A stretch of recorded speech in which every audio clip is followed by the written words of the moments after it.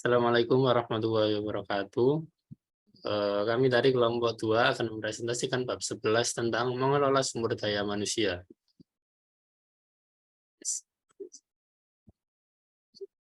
Sebelum memulai presentasi,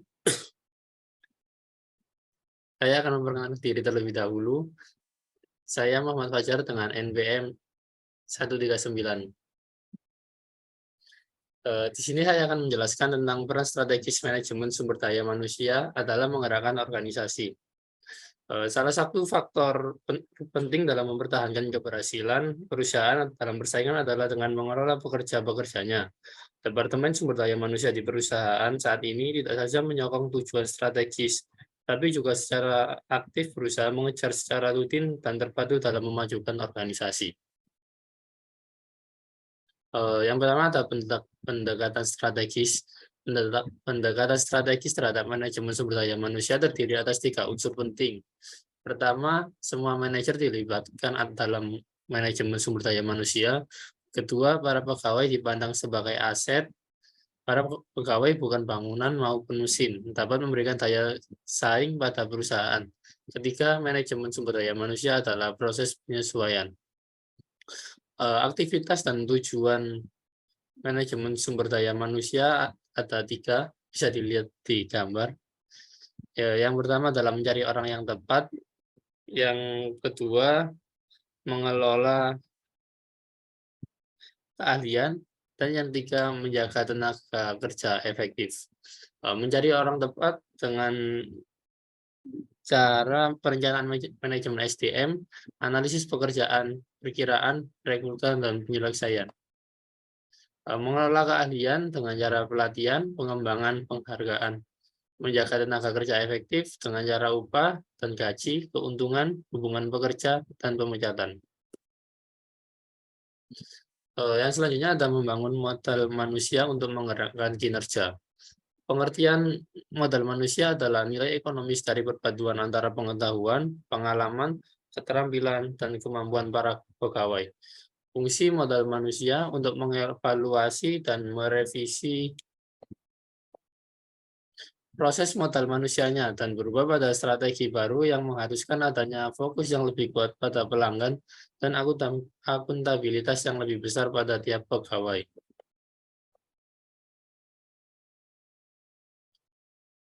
Globalisasi.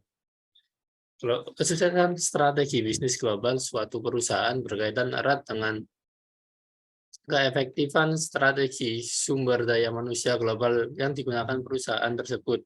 Subbidang yang dikenal dengan manajemen sumber daya manusia internasional secara spesifik berkenaan dengan kompleksitas yang bertambah dan dihasilkan dari pengordinasian dan pengelolaan orang-orang yang berbeda dalam skala global yang berhubungan dengan seleksi, kompensasi, penghargaan terhadap kinerja, dan pelatihan di negara-negara berbeda. Yang selanjutnya ada dampak undang-undang federal terhadap manajemen sumber daya manusia. Yang pertama, tujuan undang-undang EEO atau Equal Employment Opportunity, biasa dikenal dengan peluang pekerjaan yang setara. Tujuan dari pembuatan undang-undang ini adalah untuk menghentikan praktik diskriminasi yang tidak adil bagi kelompok-kelompok tertentu dan untuk menentukan agen ketenagakerjaan untuk undang-undang ini. Undang-undang EEO berupaya menyeimbangkan upaya yang diberikan para pekerja laki-laki, perempuan, penyediaan kesempatan kerja tanpa memandang ras, agama, asal negara, dan jenis kelamin. Latar belakang diciptakannya undang-undang ini yaitu menjamin latar belakangnya itu ada terhadap diskriminasi, yaitu menghilangkan diskriminasi. Akibat diskriminasi terjadi ketika beberapa pelamar pekerja dipekerjakan atau dinaikkan jabatannya berdasarkan kriteria yang tidak sesuai dengan pekerjaan yang bersangkutan. Ketika diskriminasi ditemukan, perbaikannya adalah dengan memberikan bayaran dan melakukan tindakan nyata. Tindakan nyata mengharuskan majikan melakukan langkah-langkah positif untuk menjamin peluang pekerjaan yang setara bagi orang-orang dalam kelompok yang dilindungi. Tujuan tindakan nyata organisasi adalah mengurangi dan menghilangkan ketidaksetaraan internal di antara kelompok pegawai. Eh, yang ketiga ada akibat tidak memenuhi undang-undang EEO. Eh, Kegagalan untuk memenuhi undang-undang ini dapat mengarah pada pembayaran denda dan hukuman substansial bagi majikan. Undang-undang ini juga mencakup persoalan kompensasi keuntungan, keselamatan, dan kesehatan. Sifat karir yang berubah-ubah. Sifat karir yang berubah-ubah dibagi menjadi dua, kontrak sosial yang berubah-ubah dan inovasi dalam manajemen sumber daya manusia. Kontrak sosial yang berubah-ubah. Dalam kontrak sosial yang lama antara organisasi dan pegawai, pegawai dapat mengkontribusikan kemampuan, pendidikan, kesetiaan, dan komitmen, serta mengharapkan balasan yang akan diberikan perusahaan berupa upah dan keuntungan. Akan tetapi perubahan yang selalu ada dalam lingkungan telah mengacaukan kontrak ini. Para penyusutan karyawan, penganiayaan karyawan, resizing, dan restrukturisasi telah mengarah pada penghapusan kontrak jabatan dalam sebuah organisasi.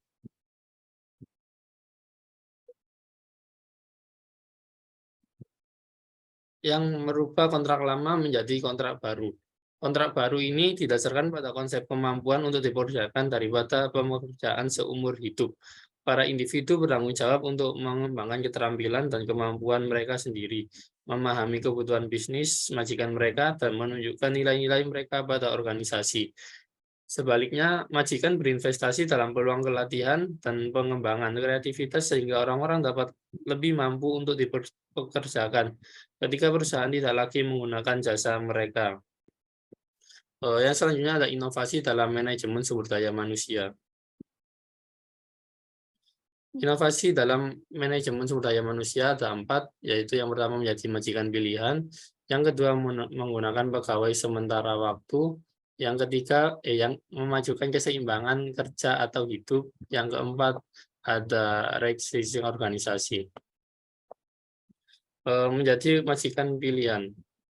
Seorang majikan pilihan adalah perusahaan yang benar-benar tertarik pada pegawai yang berpotensi karena praktik sumber daya manusianya berfokus tidak hanya pada keuntungan nyata, seperti pembayaran dan pembagian keuntungan, tapi juga hal-hal yang tidak bisa diraba, seperti keseimbangan kerja, iklim kerja yang berdasarkan kepercayaan, dan budaya perusahaan yang sehat, dan menganut pandangan jangka panjang untuk memecahkan masalah yang ada.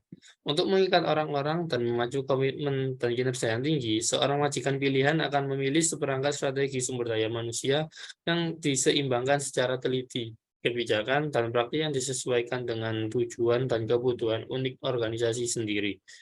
Yang kedua, ada menggunakan pegawai sementara dan paruh waktu. Ini bisa disebut juga dengan pekerja serabutan, yang artinya orang-orang yang bekerja bagi sebuah organisasi tetapi tidak ada dasar permanen atau penuh waktu. Pekerja serabutan terdiri atas penempatan temporer, orang-orang profesional yang dikontrak, pegawai lepas, dan pekerja paruh waktu. Banyak perusahaan bergantung pada pegawai paruh waktu atau pegawai sementara untuk menjaga fleksibilitas. Yang ketiga ada memajukan keseimbangan kerja atau hidup. Tindakan inisiatif yang memungkinkan pegawai untuk menjalani kehidupan kerja yang seimbang adalah bagian yang sangat penting dari strategi pemertahanan organisasi. Sebuah pendekatannya adalah dengan mengizinkan pegawai bekerja separuh waktu dari rumah atau dari lokasi yang jauh lainnya.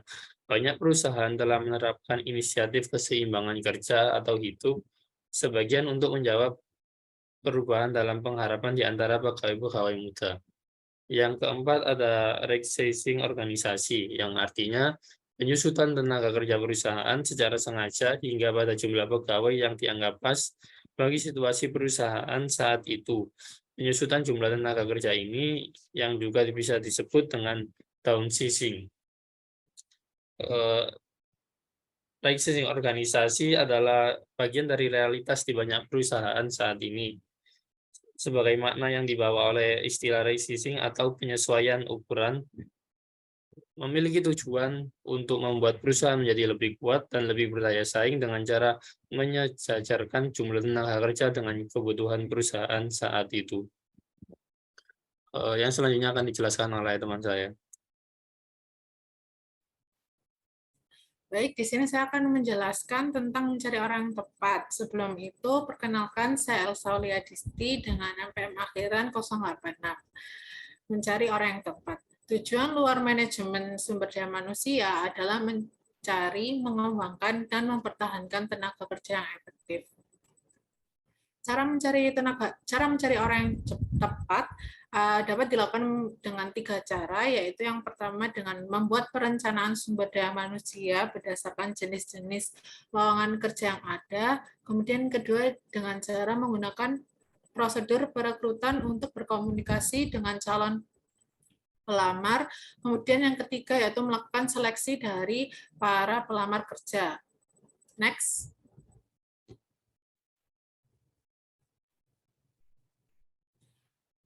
Masuk pada bagian pertama, yaitu perencanaan sumber daya manusia, atau biasanya disebut dengan Human Research Planning, adalah perkiraan kebutuhan akan sumber daya manusia dan penyesuaian individu dengan lowongan kerja yang diharapkan, dengan mengantisipasi kebutuhan sumber daya manusia di masa yang akan datang. Organisasi tersebut dapat mempersiapkan dirinya untuk memenuhi tantangan persiapan secara lebih efektif. Next. Kemudian masuk pada bagian perekrutan. Nah, perekrutan ini diartikan sebagai aktivitas atau praktik yang menentukan karakteristik pelamar kerja yang menjadi objek diterapkannya prosedur seleksi. Biasanya juga diartikan sebagai perolehan keahlian untuk mencerminkan pentingnya faktor manusia dalam kesuksesan organisasi. Nah, perekrutan sendiri itu dapat dilakukan dengan 2 cara. Yang pertama yaitu e-recruiting atau perekrutan pelamar kerja secara online. Perekrutan ini juga dapat memperluas capai perekrutan yang dilakukan organisasi sendiri dengan menawarkan akses yang lebih banyak. Dan dengan e-recruiting ini penghematan uang serta waktu juga akan terjamin. Kemudian inovasi dalam perekrutan. Terkadang manajer itu juga harus mencari pendekatan inovatif untuk merekrut sebuah pegawai. Mereka juga menetapkan suatu metode, dan metode yang paling efektif adalah dengan mendapatkan referensi dari pegawai yang saat itu sedang bekerja di perusahaan yang bersangkutan.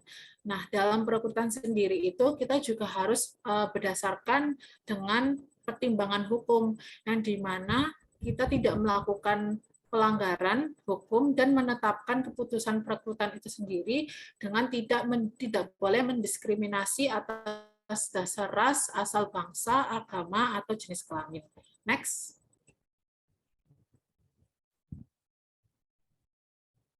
Nah, kemudian ada menilai kebutuhan organisasi. Dibagi juga menjadi 3, yaitu ada analisis pekerjaan.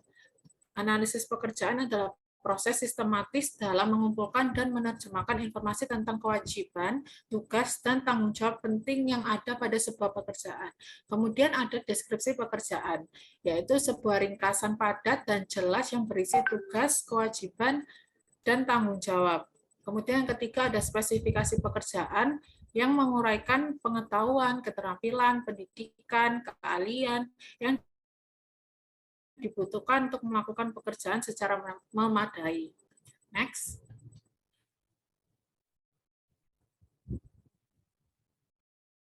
Nah, proses yang terakhir yaitu seleksi. Jadi seleksi itu menilai karakteristik pelamar kerja dalam upaya menentukan apakah ada kesesuaian antara karakteristik pekerja sendiri dengan karakteristik si pelamar pekerja ini. Ada beberapa alat seleksi yang digunakan untuk menilai kualifikasi pelamar kerja. Cara yang paling sering digunakan adalah yang pertama yaitu formulir lamaran, digunakan untuk mengumpulkan informasi tentang pendidikan, pengalaman kerja, dan karakteristik latar belakang si pencari kerja. Kemudian wawancara adalah teknik yang hampir digunakan oleh semua organisasi. Berperan sebagai jalur komunikasi 2 arah yang memungkinkan organisasi itu mengumpulkan informasi yang sangat sulit didapatkan tanpa adanya wawancara itu sendiri. Next. Cara yang ketiga yaitu tes pekerjaan, dapat berupa tes kecerdasan, tes bakat, keterampilan, serta inventori kepribadian. Kemudian ada pusat penilaian, yaitu digunakan untuk menyeleksi individu yang memiliki potensi tinggi dalam karir manajer dan memberikan serangkaian situasi yang terjadi dalam kehidupan manajemen pada sekelompok pelamar selama 2-3 hari. Next. Oke, masuk pada bagian mengelola talenta. Dibagi juga menjadi dua di sini, ya ada pengembangan, pelatihan dan pengembangan, sama ada penilaian kinerja. Pelatihan dan pengembangan itu mewakili upaya terencana yang dilakukan perusahaan untuk memfasilitasi pembelajaran bagi pegawai tentang keterampilan dan perilaku yang berhubungan dengan pekerjaan. Ini contohnya ada mentoring sama bimbingan. Nah, kalau penilaian kinerja sendiri itu terdiri atas langkah-langkah pengamatan dan penilaian kinerja pegawai, pencatatan penilaian, dan pemberian umpan balik pada para pegawai itu sendiri. Selama penilaian kinerja ini, pegawai manajer-manajer terampil akan memberikan umpan balik dengan cara pujian atas unsur-unsur yang didapat dan diterima dari si kinerja pegawai ini tadi. Untuk selanjutnya akan dibahas oleh teman saya. Perkenalkan, nama saya Jessica Fani Andani dengan akhiran NPM 123. Saya akan menjelaskan mengenai mempertahankan tenaga kerja. Di sini dibagi menjadi 3, ada kompensasi, keuntungan, dan pemberhentian. Kompensasi adalah semua pembayaran yang berupa uang dan semua barang atau komoditas yang digunakan sebagai uang untuk memberi penghargaan pada pegawainya. Dalam kompensasi ini dibagi menjadi 3, yaitu yang pertama ada sistem upah gaji yang dibagi menjadi 2 pendekatan juga, pembayaran yang berdasarkan pada pekerjaan dan pembayaran yang berdasarkan keterampilan. Pembayaran yang berdasarkan pada pekerjaan berarti mengkaitkan kompensasi dengan tugas-tugas yang diberikan seorang pegawai. Sedangkan berdasar pendekatan yang dengan keterampilan adalah pegawai-pegawai dengan tingkat keahlian yang lebih tinggi akan menerima pembayaran yang lebih besar. Lalu yang kedua ada keadilan kompensasi. Organisasi juga ingin menjamin bahwa angka pembayaran yang diberikan adalah angka yang adil jika dibandingkan dengan perusahaan yang lain. Lalu yang terakhir ada bayaran untuk kinerja. Disebut juga sebagai pembayar insentif, adalah mengikuti setidaknya bagian dari kompensasi pada upaya dan kinerja pegawai. Lalu ya cara mempertahankan yang kedua ada keuntungan. Beberapa keuntungan yang ada dalam manajemen sumber daya manusia menurut undang-undang adalah seperti memberikan jaminan sosial, kompensasi untuk pengangguran, dan kompensasi untuk pekerja. Jenis keuntungan ini bisa seperti asuransi kesehatan, liburan, dan asuransi lainnya. Lalu yang terakhir ada pemberhentian. Meskipun upaya terbaik telah dilakukan manajer lini dan para ahli manajemen sumber daya manusia, perusahaan akan kehilangan beberapa pegawainya sehingga sebagian pegawai akan pensiun, sedangkan pegawai lainnya mungkin akan mengundurkan diri. Next. Selanjutnya kita akan bahas mengenai bab 12, yaitu mengelola keberagaman. Next.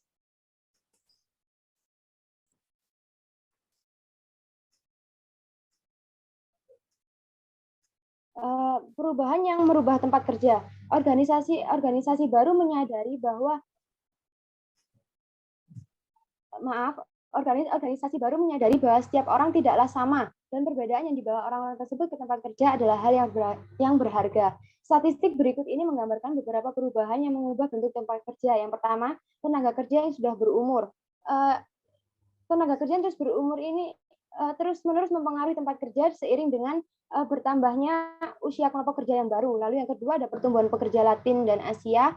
Yang ketiga adalah daya beli kaum minoritas. Dan yang keempat adalah pertumbuhan populasi orang asing. Sejauh ini, organisasi-organisasi perusahaan di Amerika Serikat memiliki kaum minoritas untuk menjadi eksekutif puncak mereka, 1 orang atau tidak sama sekali.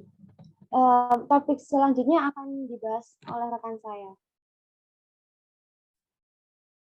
Oke, next. Perkenalkan, nama saya Idayu Putu Safitri Dewi Maharani. Di subbab kali ini saya akan menjelaskan tentang Oke. Perkenalkan, nama saya Idayu Putu Safitri Dewi Maharani dengan NPM akhir 129. Di subbab kali ini saya akan menjelaskan tentang mengelola keberagaman. Bagaimana sih cara mengelola keberagaman itu. Sebelum kita mendapat caranya, kita harus tahu apa itu keberagaman. Keberagaman itu adalah sesuatu yang berbeda. Ada dua pengertian dari perbedaan. Ada model lama sama model baru.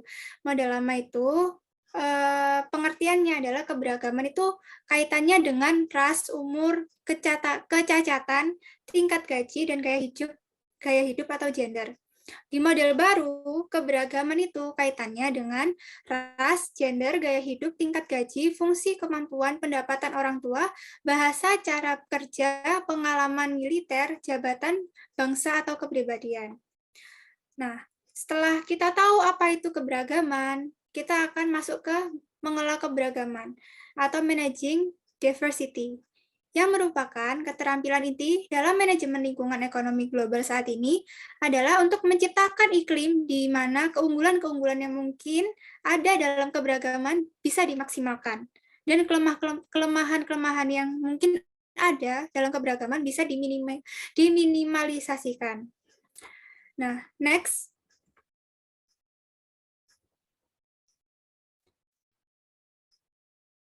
Nah, di dalam keberagaman itu pasti ada keuntungannya. Yang pertama itu penggunaan talenta pegawai yang lebih baik. Perusahaan yang memiliki talenta baik berarti daya saingnya itu terbaik. Perusahaan juga menyediakan ruangan bagi kemajuan kaum minoritas atau wanita. Selanjutnya ada pemahaman pasar yang bertambah. Pasar yang beragam membutuhkan tenaga kerja yang beragam juga agar dapat mengantisipasi dan menjawab kebutuhan pelanggan yang terus berubah-ubah secara lebih baik. Ketiga, ada lingkup pemahaman kepemimpinan yang bertambah. Menurut Neil Fitzgerald dari Unilever, sangat penting bagi bisnis yang beroperasi dalam lingkungan yang semakin kompleks dan cepat berubah untuk menyebarkan lingkup talenta yang luas. Selanjutnya, yang keempat, ada kualitas pemecahan masalah oleh tim yang makin baik. Orang-orang yang datang dari latar belakang yang berbeda-beda dan merupakan memiliki kerangka kerja yang berbeda juga, itu ketika digabungkan, diharapkan orang-orang ini itu akan mendapatkan solusi terbaik. Soalnya kan pemikiran mereka sudah berbeda. Jika digabungkan, mungkin dari pemikiran-pemikiran yang berbeda itu dapat mendapatkan itu solusi yang terbaik dalam masalah dalam perusahaan. Ketiga, itu ada biaya yang berkenaan dengan perpindahan pegawai, ketidakhadiran, dan tuntutan pidana yang makin berkurang.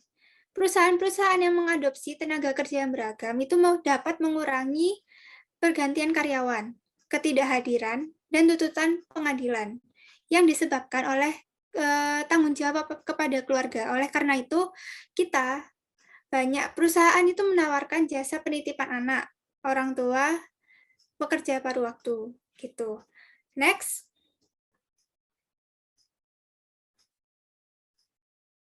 Nah, selain ada keuntungan, ini ada faktor-faktor yang membentuk keberat-sebelahan pribadi. Yang pertama itu ada prasangka, diskriminasi, dan stereotip. Prasangka atau prejudice itu adalah kecenderungan memandang orang-orang yang berbeda sebagai orang-orang yang tidak baik. Jadi mereka itu memandang sebelah mata. Jika prasangka yang prejudice itu terwujud, itu maka akan menimbulkan tindakan diskriminasi. Bagian besar dari prasangka atau stereotip, yakni keyakinan yang kaku, berlebihan, atau tidak rasional mengenai suatu kelompok orang-orang tertentu. Perbedaan mengenai cara pandang manajer antara stereotip dengan menciptakan keharmonisan dan penghargaan pada perbedaan budaya akan menciptakan keharmonisan juga. Nah, selanjutnya ada etnosentrisme. Etnosentrisme itu adalah keyakinan bahwa satu kelompok atau subculture tertentu bersifat superior dibandingkan kelompok lainnya. Sudut pandang etnosentrisme itu menghasilkan monokultur, yaitu budaya yang hanya menerima satu cara dalam menjalankan segala hal. Nah, ini tuh dapat memecahkan permasalahan dalam organisasi bagi pegawai-pegawai minoritas. Tujuan organisasi itu dalam mencari keberagaman budaya itu adalah pluralisme, bukan monoculture, serta etnorelatifisme, bukan etnosentrisme. Nah, apa sih etnorelatifisme? Apa sih etnorelativisme? Nah, ada pemahaman bahwa sebuah kelompok atau subkultural itu mereka itu setara, jadi tidak ada yang lebih tinggi. Kalau pluralisme itu berarti bahwa suatu organisasi menampung beberapa subculture, jadi mereka berbaur menjadi satu.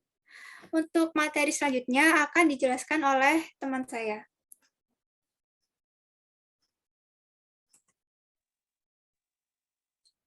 Sebelumnya, perkenalkan nama saya Azara Safira dengan NPM akhiran 161.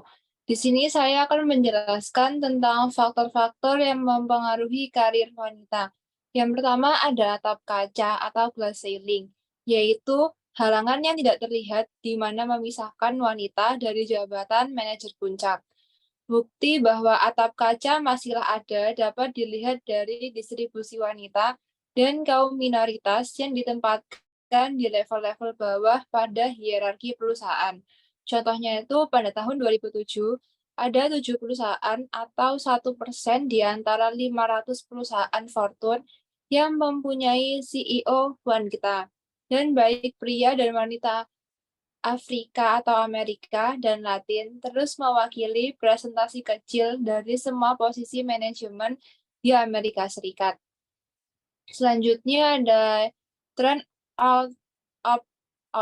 Itu bisa diartikan keputusan seseorang untuk keluar dari pekerjaan karena suatu alasan tertentu.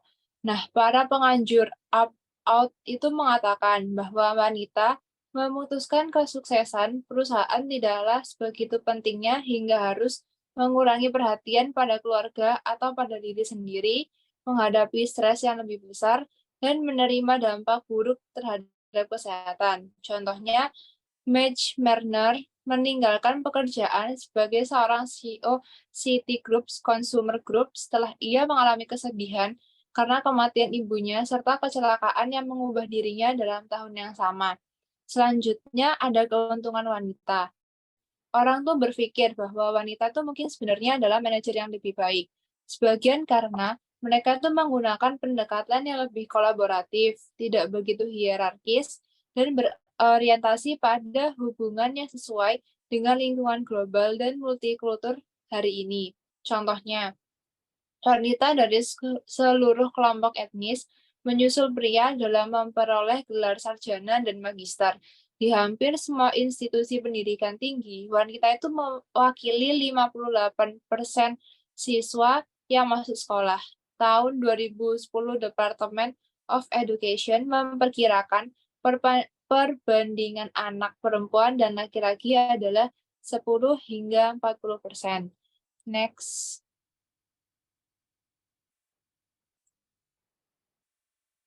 Selanjutnya ada kompetensi budaya.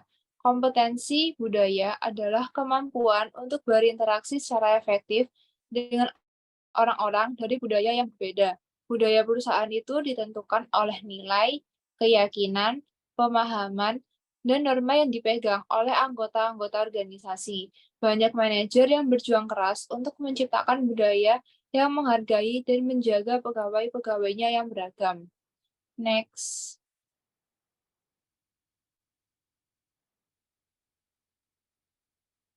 Selanjutnya ada langkah untuk menciptakan kompetensi budaya antara pegawai dan rekan-rekannya, yaitu sebagai berikut ini.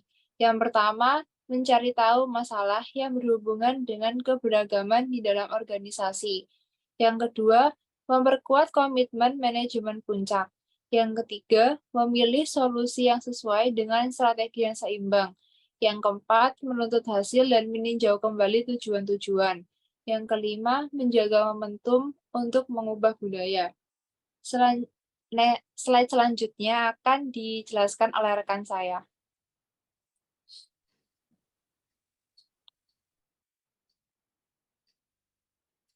Sebelum melanjutkan presentasi, saya akan memperkenalkan diri terlebih dahulu. Nama saya Delia Putri Perpati dengan NPM akhiran 162. Inisiatif dan program keberagaman. Berkenaan dengan permasalahan keberagaman yang unik, inisiatif-inisiatif ini diantaranya adalah yang pertama, mengubah struktur dan kebijakan. Perusahaan-perusahaan juga mengembangkan kebijakan untuk mendukung perekrutan dan kenaikan jabatan yang dilakukan pada pegawai yang beragam. Yang kedua, memperluas upaya perekrutan. Marathon Aslan Pertelum menciptakan strategi perekrutan yang terdiri atas 6 poin untuk meningkatkan keberagaman.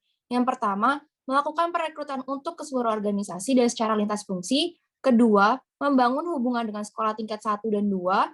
Ketiga, menawarkan pemagaman untuk kaum minoritas. Keempat, menawarkan beasiswa untuk kaum minoritas. Kelima, membangun program mentoring informal. Dan keenam, membangun afiliasi dengan organisasi-organisasi minoritas.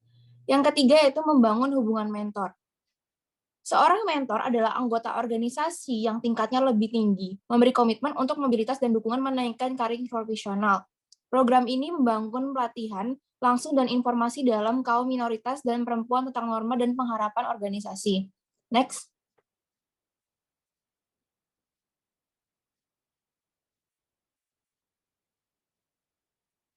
Mengakomodasi kebutuhan khusus. Banyak orang memiliki kebutuhan khusus yang mungkin tidak disadari oleh manajer-manajer puncak. Mereka yang menduduki jabatan bawah memiliki permasalahan baik dalam lingkungan keluarga, diri sendiri, dan orang lain. Manajer puncak berperan untuk mengurangi permasalahan bawaan mereka. Yang kelima ada memberikan pelatihan keterampilan keberagaman. Pelatihan keberagaman atau diversity training untuk membantu pegawai mengenali batasan dan stereotip budaya mereka dan mengembangkan keterampilan untuk mengelola dan bekerja di tempat yang beragam. Yang keenam, meningkatkan kesadaran akan pelecehan seksual. Perusahaan menawarkan program kesadaran terhadap pelecehan seksual yang akan menciptakan kesadaran tentang apa itu pelecehan seksual dan percabangan pelanggaran hukum. Bekerja atau hidup dalam konteks multikultur mengharuskan seseorang untuk menggunakan keterampilan berinteraksi. Langkah pertama dengan pelatihan kesadaran beragam dan pelatihan keterampilan beragam. Next.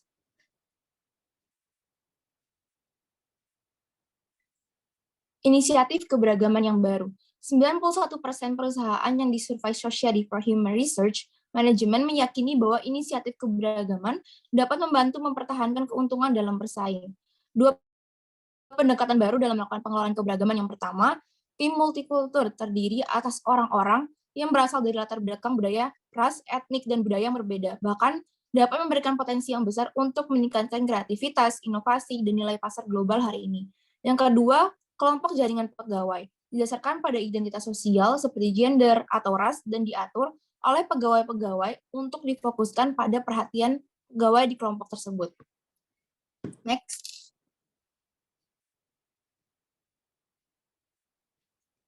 Sekian dari presentasi kelompok kami. Selebihnya saya mohon maaf jika ada kesalahan. Wassalamualaikum warahmatullahi wabarakatuh.